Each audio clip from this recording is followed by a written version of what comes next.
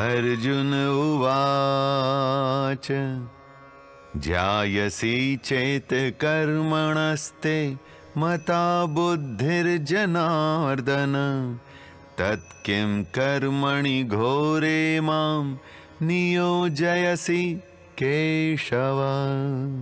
व्यामिश्रेणेव वाक्येन बुद्धिं मोहयसीव मे तदेकं वद निश्चित्य येन श्रेयोऽहमाप्नुयाम्।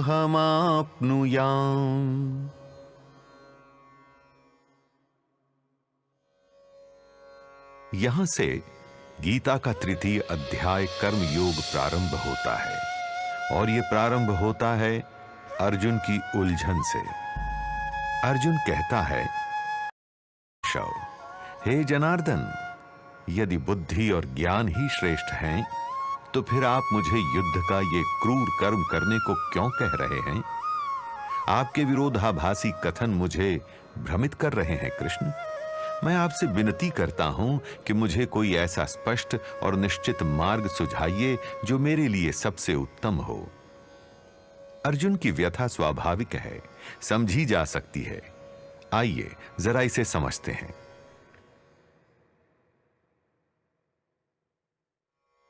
अर्जुन समझ नहीं पा रहा है कि उसे क्या करना है। द्वितीय अध्याय में श्री कृष्ण ने कई बातें बताई।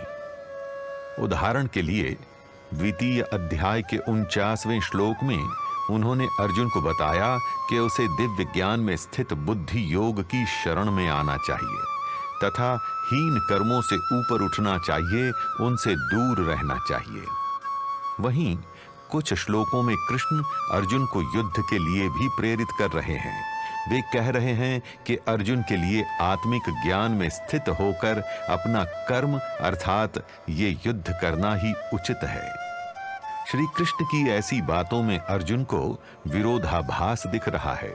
वह भ्रमित है क्योंकि अर्जुन के अनुसार यह युद्ध अपने आप में एक हीन कर्म ही तो है तथा यदि दिव्य ज्ञान ही प्राप्त करना है, बुद्धि योग को ही अपनाना है, तो फिर कृष्ण उसे युद्ध करने के लिए क्यों कह रहे हैं? भला युद्ध जैसी हिंसक गतिविधि परम ज्ञान की अहिंसा से कैसे बेहतर हो सकती है? सत्य तो यह है कि अर्जुन श्री कृष्ण की बातें पूर्ण रूप से समझ नहीं पा रहा और इसी कारण वह अपनी दुविधा स्पष्ट रूप से प्रकट कर रहा है। वह कृष्ण से एक ऐसा निश्चित मार्ग सुझाने का आग्रह कर रहा है जो उसके लिए सबसे उत्तम हो। कदाचित अर्जुन जैसे ही कुछ प्रश्न, कुछ उलझनें आपके और हमारे मन में भी होंगी। श्री कृष्ण इस अध्याय में उसी का निवारण करेंगे।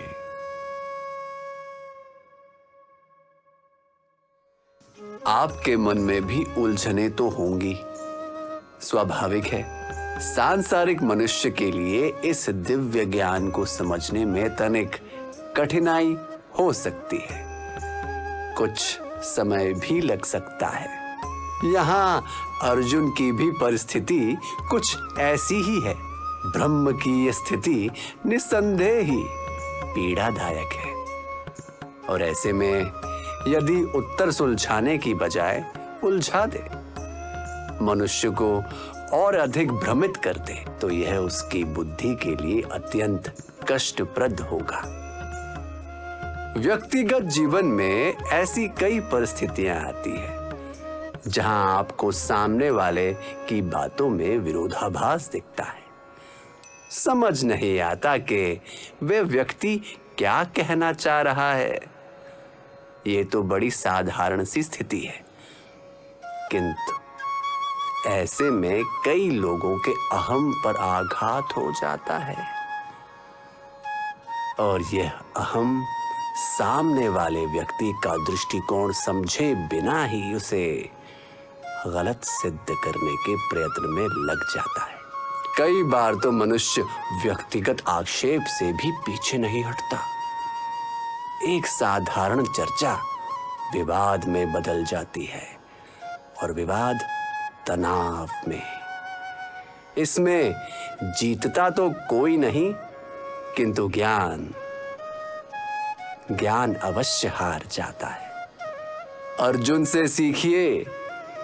अर्जुन के मन में लेश मात्र भी अहम नहीं। वह प्रश्न कर रहा है, प्रयत्न कर रहा है मेरे कथनों को पूर्ण रूप से समझने का।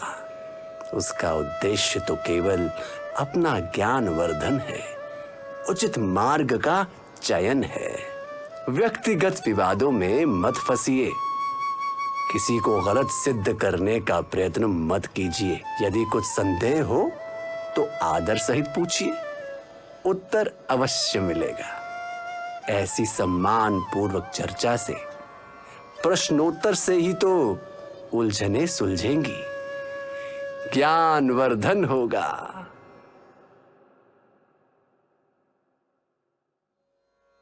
अर्जुन अपने दृष्टिकोण से विषय को देख रहा है। उसके जो प्रश्न हैं वह पूछ रहा है। कितनी सभ्य है ये चर्चा। जब मेरे उपदेश चल रहे हों तो अर्जुन धैर्य से सुनता है, और जब उसके प्रश्न उठ रहे हों तो मैं शांति पूर्वक उसे समझ रहा हूं। दोनों का उद्देश्य केवल वही है, सही ज्ञान पर एक मत होना।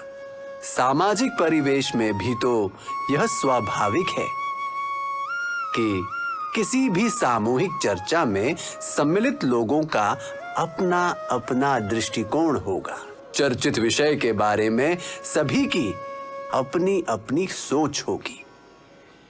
इतने अनुभवों का निचोड़ एक साथ, ये कितना ज्ञानप्रद हो सकता है। सही उपाय ढूंढने में कितना सहायक हो सकता है। किंतु न जाने कितनी ऐसी चर्चाएं विफल हो जाती हैं जहां लोग दूसरों का दृष्टिकोण समझ नहीं पाते, अपितु कई बार तो विवाद ही उत्पन्न हो जाता है। क्यों होता है ऐसा? ऐसा तब होता है जब मनुष्य केवल स्वयं को सही तथा औरों को गलत सिद्ध करने का इच्छुक हो, जब वह केवल बोलने का इच्छुक हो, सुनने का नहीं। और वहीं इन सब में कोई एक ऐसा होता है जो सम्मान से सभी को सुनता है, शांति से प्रश्न करता है, उनके उत्तर ग्रहण करता है तथा सभ्य रूप से अपना समय आने पर अपने विचार प्रस्तुत करता है। सामाजिक परिवेश में किसी से चर्चा का, औरों से बातचीत का यही तो उपयुक्त तरीका है, जहां केवल सही ज्ञान ही केंद्र बिंदु हो, जहां आप औरों का सम्मान करें, उनका दृष्टिकोण समझें, आदर पूर्वक अपने प्रश्न रखें। ऐसा व्यक्ति अपना ज्ञान वर्धन करके उस चर्चा से निकलता है, औरों से स्नेही संबंध बनाकर निकलता है। चर्चा को सदैव विषयगत रखिए, व्यक्तिगत नहीं।